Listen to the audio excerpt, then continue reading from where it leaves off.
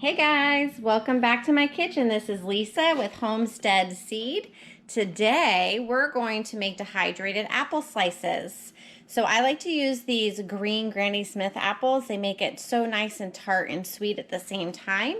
And I use my meat slicer on, I think the number 3 line here. It has different thicknesses that you can do it, so you can change how thick it is. I also use this for lunch meat and all different kinds of things. You could use it for like slicing up your cucumbers for pickles. And I'm going to do a little cinnamon sugar mixture here, just a little bit, just to sprinkle on top. And then I soak it in a little bit of lemon juice water. I put it in my sink and I'll let them soak so they don't discolor after they dehydrate. All right, let's get going.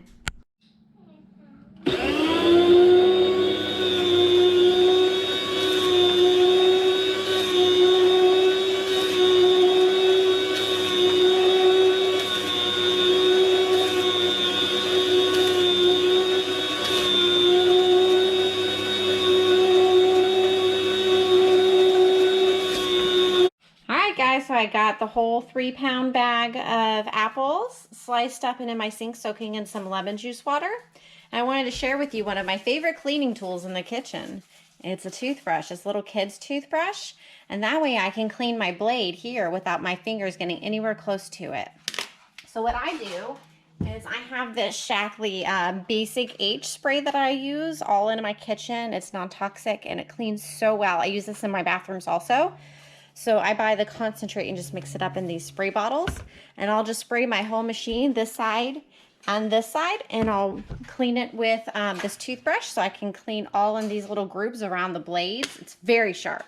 Always use your guard. Notice I did, and I always will. And then keep your rest of your hand out of the way there. So this is also great for a cheese shredder. Here, you know how you're always trying to like wash these things right here? You just use your toothbrush, put a little bit of dish soap right there and do this, and on the inside, rinse it out, you're done. I want to share with you guys my favorite cleaning tool in the kitchen. All right, so I'm going to get these cleaned and let these soak for a few minutes just to make sure they're all coated in the lemon water, and then I'll bring you back for the next step. Okay, so I went ahead and laid out all my apple slices here, not all of them, but the first round just on a clean dish towel here. So the bottom part will dry up a little bit, but I want the tops to stay a little wet so my cinnamon sugar mixture will stick to it. So this is about a 1/4 cup of granulated sugar with about a tablespoon of cinnamon. And I usually just use my hands and just drizzle it right on top like that. Just make sure each has just a little bit, because sometimes that lemon juice will make it a little sour that it sat in, and this kind of helps sweeten it right back up just a teeny bit. Okay, so once I finish all of those, then I have my trays right here, and I'll just start lining them up. You don't want to overlap them, but you can make them touch nice and close like this. Okay, and I usually only do the bigger pieces to hydrate. The end pieces I'll just save and put aside for us to snack on. All right, so I'm going to go ahead and finish filling these up.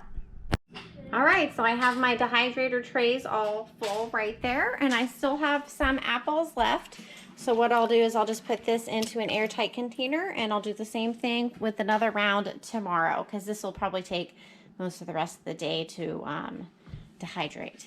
All right, I'll bring you back with the final result. All right, guys, so this is my second batch of apple chips. I let the whole one run about for 8 hours yesterday, and then I put this second round on for today. And these just finished. So they kind of curl up around the edges, which I think is really pretty. You want to let them come to room temperature before you store them. And you want to make sure they're all the way dry, nice and crispy. Like you could powder this if you wanted to. And then store them in something airtight. I'm storing them in this for right now. And then I'll put my airtight lid on. And then if you want to store these for longer term storage for like a year or whatever, you want to make sure that you do something called conditioning them. So I'm going to put this airtight lid over here, and about twice a day I'm just going to shake it. And it moves the air around to make sure that these are fully dry. And then when you check them, if they're not fully dry, then you put them back in your dehydrator for a little while. But if they're dry, then you can go ahead and store them where you can vacuum seal them, or they go really fast at my house, so I've never had to do that.